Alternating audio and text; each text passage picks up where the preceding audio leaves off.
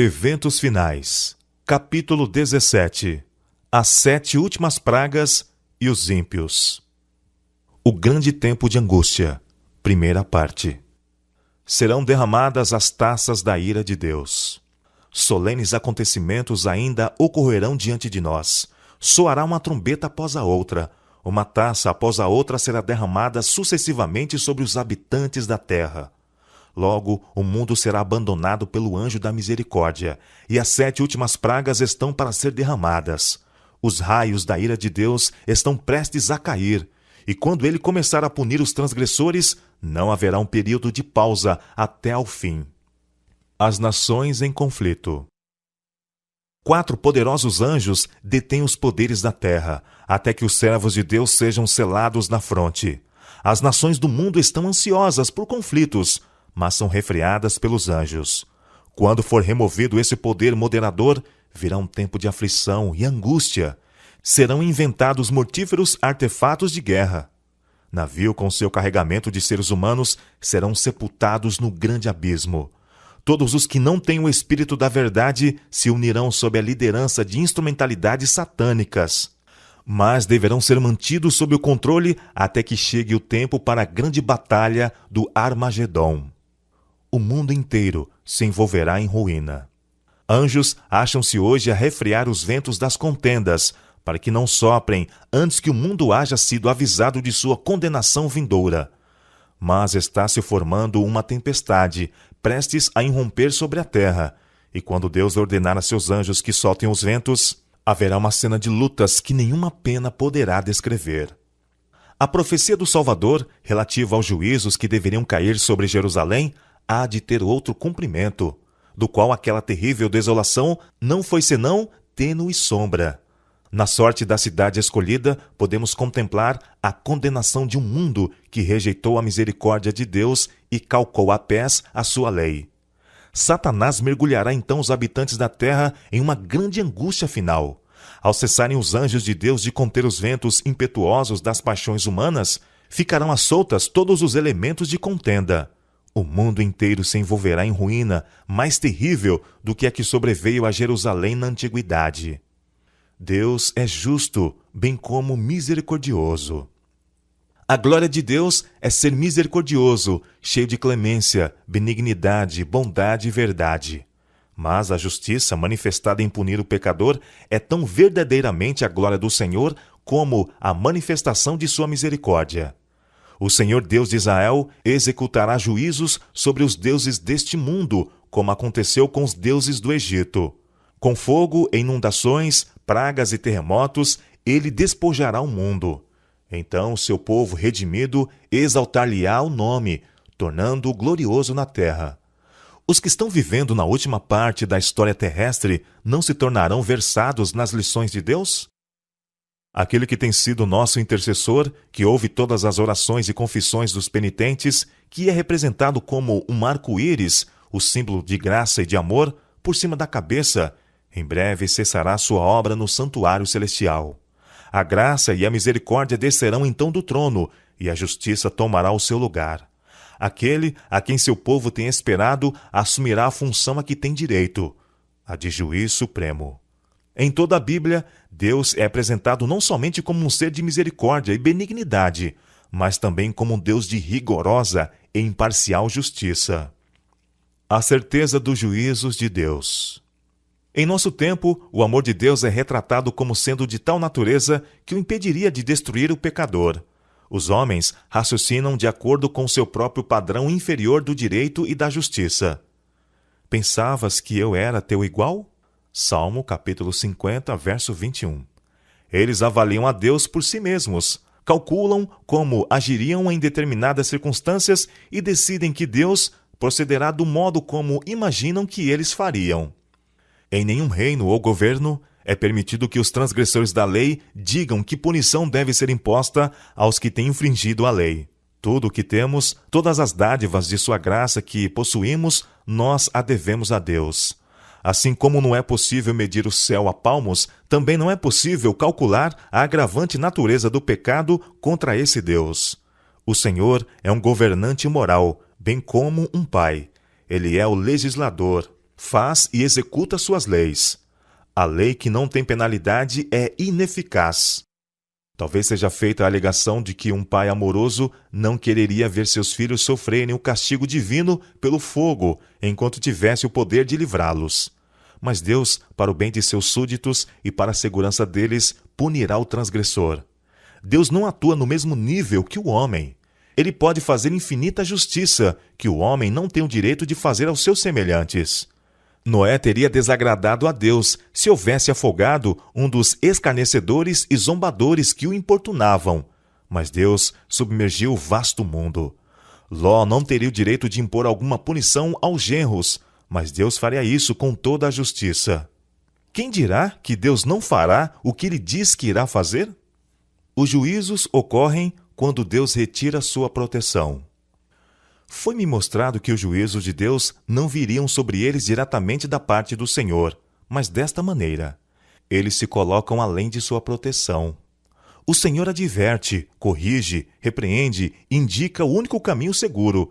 Então, se os que têm sido objeto de seu especial cuidado seguirem seu próprio rumo, independentemente do Espírito de Deus, se depois de reiteradas advertências resolverem fazer sua própria vontade, ele não encarregará seus anjos de impedirem os decididos ataques de Satanás contra eles. É o poder de Satanás que está em atividade no mar e na terra, causando calamidades e aflições, e arrebatando multidões para manter o domínio sobre sua presa. Deus usará seus inimigos como instrumentos para punir os que seguirem seus próprios e perniciosos caminhos, pelos quais a verdade de Deus tem sido deturpada, desfigurada e desonrada. O Espírito de Deus, insultado, rejeitado, injuriado, já está se retirando da terra. À medida que o Espírito de Deus se for afastando, a cruel obra de Satanás se efetuará em terra e mar. Os ímpios passaram os limites de seu tempo de graça. O Espírito de Deus, persistentemente resistido, foi por fim retirado. Desabrigados da graça divina, não têm proteção contra o maligno. Às vezes, santos anjos exercem poder destrutivo. Os juízos de Deus foram incitados contra Jericó. Ela era uma fortaleza.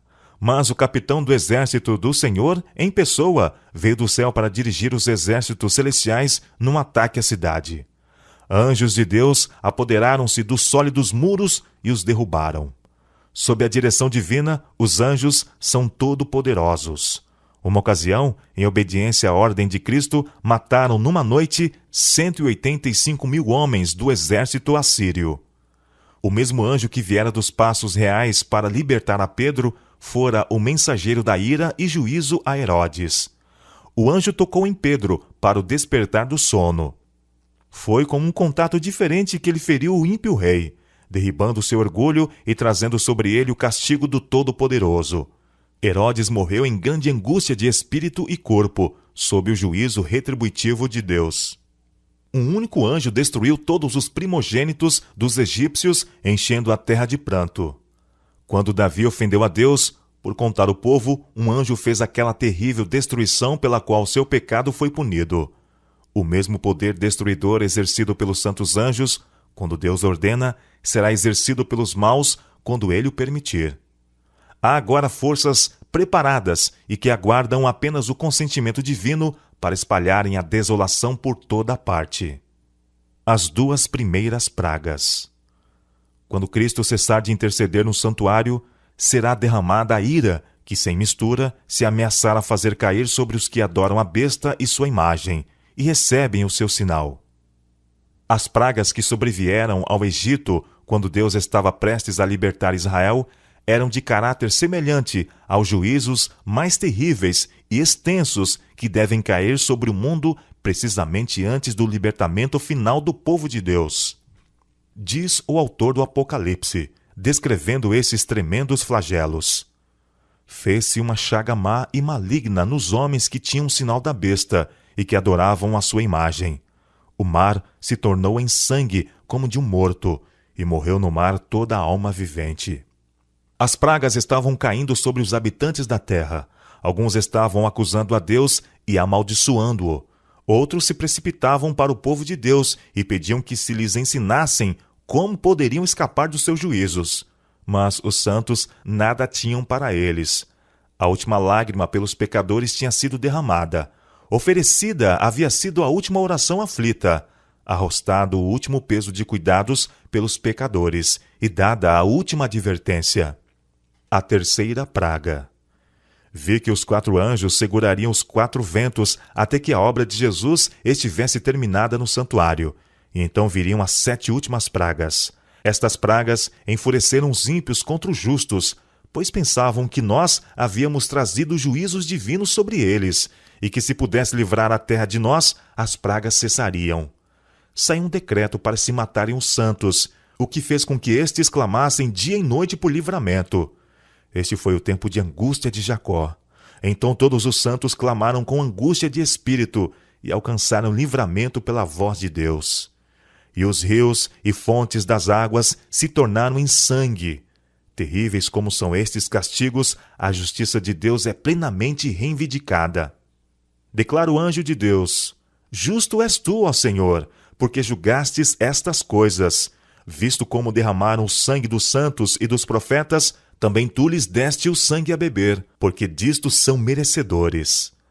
Apocalipse capítulo 16, versos 2 a 6. Condenando o povo de Deus à morte, são tão culpados do crime do derramamento de seu sangue como se este tivesse sido derramado por suas próprias mãos. A quarta praga. Na praga que se segue, é dado poder ao sol para que abrasasse os homens com fogo, e os homens foram abrasados com grandes calores. Os profetas assim descrevem a condição da terra naquele tempo terrível. E a terra está triste, porque a colheita do campo pereceu. Todas as árvores do campo se secaram, e a alegria se secou entre os filhos dos homens. A semente apodreceu debaixo dos seus torrões, os celeiros foram assolados. Como geme o gado. As manadas de vacas estão confusas, porque não tem pasto. Os rios se secaram, e o fogo consumiu os pastos do deserto. Os cânticos do templo serão gritos de dor naquele dia, diz o Senhor Jeová. Muitos serão os cadáveres. Em todos os lugares serão lançados fora em silêncio. Estas pragas não são universais. Ao contrário, os habitantes da terra serão inteiramente exterminados. Contudo, serão os mais terríveis flagelos que já foram conhecidos por mortais. A quinta praga. Com brado de triunfo, zombaria e imprecação, multidões de homens maus estão prestes a cair sobre a presa. Quando eis um denso negror, mais intenso do que as trevas da noite, cai sobre a terra. Então o arco-íris, resplandecendo com a glória do trono de Deus, atravessa os céus e parece cercar cada um dos grupos em oração. As multidões iradas subitamente se detêm, silenciam seus gritos de mofa. É esquecido o objetivo de sua ira sanguinária. Com terríveis pressentimentos contemplam o símbolo da aliança de Deus, anelando pôr-se ao amparo de seu fulgor insuperável. É à meia-noite que Deus manifesta o seu poder para o livramento de seu povo. O sol aparece resplandecendo em sua força. Sinais e maravilhas se seguem em rápida sucessão. Os ímpios contemplam a cena com terror e espanto, enquanto os justos veem com solene alegria os sinais de seu livramento. A lei de Deus aparece no céu. Aparecerá então de encontro ao céu uma mão segurando 2 tábuas de pedra dobradas uma sobre a outra. Diz o profeta: os céus anunciarão a sua justiça, pois Deus mesmo é o juiz. Salmo 50, verso 6. Aquela santa lei, a justiça de Deus, que por entre trovões e chamas foi no Sinai proclamada como guia da vida, revela-se agora aos homens como a regra do juízo. A mão abre as tábuas e vence os preceitos do decálogo, como que traçados com pena de fogo. As palavras são tão claras que todos a podem ler. Desperta-se a memória, varrem-se de todas as mentes as trevas da superstição e a heresia, e os 10 preceitos divinos, breves, compreensivos e autorizados, apresentam-se à vista de todos os habitantes da terra. Os perdidos condenam seus falsos pastores. Membros da igreja que viram a luz e se convenceram, mas confiaram a salvação de sua alma ao pastor, No dia de Deus ficarão sabendo que outra pessoa não pode pagar o resgate por suas transgressões. Haverá um terrível clamor. Estou perdido, eternamente perdido. Homens ficarão com vontade de despedaçar os pastores que pregaram falsidades e condenaram a verdade. Todos se unem em acumular suas mais amargas condenações contra os ministros. Pastores infiéis profetizaram coisas agradáveis, levaram os ouvintes a anular a lei de Deus e a perseguir os que a queriam santificar. Agora, em seu desespero, esses ensinadores confessam perante o mundo sua obra de engano. As multidões estão cheias de furor. Estamos perdidos, exclamam, e vós sois a causa de nossa ruína. E voltam-se contra os falsos pastores. Aqueles mesmos que mais os admiravam pronunciarão as mais terríveis maldições sobre eles. As mesmas mãos que os coroavam de lauréis levantar-se-ão para destruí-los. As espadas que deveriam matar o povo de Deus são agora empregadas para exterminar os seus inimigos. Vemos aí que a igreja, o santuário do Senhor, foi a primeira a sentir o golpe da ira de Deus. Os anciãos, aqueles a quem Deus dera grande luz e que haviam ocupado o lugar de depositários dos interesses espirituais do povo, haviam traído o seu depósito. A palavra de Deus é invalidada por falsos pastores. Em breve, sua obra recairá sobre si mesmos. Então serão testemunhadas as cenas descritas em Apocalipse 18, em que os juízos de Deus cairão sobre a Babilônia mística. A sexta praga. Os espíritos diabólicos sairão aos reis da terra e ao mundo inteiro, para segurá-los no engano e forçá-los a se unirem a Satanás em sua última luta contra o governo do céu. O Espírito de Deus está gradualmente se retirando do mundo. Satanás também está concentrando as forças do mal, dirigindo-se aos reis do mundo inteiro para reuni-los sobre o seu estandarte e prepará-los para a peleja do grande dia do Deus Todo-Poderoso. Após a descrição que João, em Apocalipse 16, faz desse poder operador de milagres, que ajuntará o mundo para o último grande conflito, os símbolos são deixados para trás e a voz da trombeta dá mais uma vez o sonido certo. Eis que venho como vem o ladrão. Bem-aventurado aquele que vigia e guarda as suas vestes, para não andar nu e não se veja sua vergonha. Depois de sua transgressão, Adão e Eva estavam nus, pois a vestimenta de luz e proteção se apartara deles. O mundo terá esquecido a admoestação e as advertências de Deus, como aconteceu com os habitantes do mundo no tempo de Noé, e também com os moradores de Sodoma. Eles acordaram com todos os seus planos e invenções de iniquidade, mas de repente choveu fogo do céu e consumiu os ímpios habitantes. Assim será no dia em que o Filho do Homem se manifestar. A última grande batalha entre o bem e o mal. Dois grandes poderes opostos são revelados na última grande batalha. De um lado está o Criador do céu e da terra. Todos os que se encontram do seu lado têm o seu selo. Eles são obedientes às suas ordens. Do outro lado está o príncipe das trevas, com os que escolheram a apostasia e a rebelião. Um terrível conflito encontra-se diante de nós. Aproximamo-nos da peleja do grande dia do Deus Todo-Poderoso. O que tem estado sob o controle será solto. O anjo da misericórdia está dobrando as asas, preparando-se para descer do trono e deixar o mundo sob o domínio de Satanás. Os principados e poderes da terra estão em acirrada revolta contra o Deus do céu. Estão cheios de ódio contra os que o servem. E em breve, muito em breve, será travada a última grande batalha entre o bem e o mal. A terra será o campo de batalha, o local da peleja e da vitória finais. Aqui, em que por tanto tempo Satanás tem instigado os homens contra Deus, a rebelião será debelada para sempre. As batalhas entre os dois exércitos são tão reais como as travadas pelos exércitos deste mundo, e do resultado do conflito espiritual dependem destinos eternos. Todo mundo se concentrará de um lado ou do outro. Todo mundo estará em um ou outro lado da questão. Será travada a batalha do Armagedon, e nesse dia nenhum de nós deverá estar dormindo. Precisamos estar bem despertos, como as virgens prudentes, tendo azeite em nossas vasilhas com nossas lâmpadas. O poder do Espírito Santo deve estar sobre nós, e o capitão do exército do Senhor estará à frente dos anjos do céu para dirigir a batalha. A inimizade de Satanás contra o bem manifestar-se-á cada vez mais, ao conduzir ele em atividade suas forças em sua última obra de rebelião. E toda alma que não esteja inteiramente entregue a Deus e não seja guardada pelo poder divino, fará uma aliança com Satanás contra o céu e se unirá na batalha contra o governador do universo. Logo, todos os habitantes da terra terão tomado partido, ou a favor ou contra o governo do céu. A sétima praga. Precisamos estudar o derramamento da sétima taça. Os poderes do mal não capitularão no conflito sem uma luta. Mas a providência divina tem uma parte a desempenhar na batalha do Armagedon.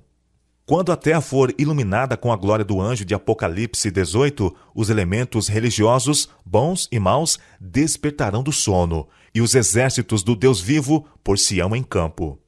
Em breve será travada a batalha do Armagedon, aquele em cuja vestimenta está escrito o nome, Rei dos Reis e Senhor dos Senhores, conduz os exércitos do céu, montados em cavalos brancos e vestidos de linho fino, branco e puro. A terra inteira se levanta, dilatando-se como as ondas do mar. Sua superfície está a quebrar-se. Seu próprio fundamento parece ceder. Cadeias de montanha estão a sossobrar. Desaparecem ilhas habitadas. Os portos marítimos, que pela iniquidade se tornaram como Sodoma, são tragados pelas águas enfurecidas. As mais orgulhosas cidades da terra são derribadas. Os suntuosos palácios em que os grandes homens do mundo dissiparam suas riquezas com a glorificação própria desmoronam-se diante de seus olhos. As paredes das prisões fendem-se, e o povo de Deus, que estivera retido em cativeiro por causa de sua fé, é libertado.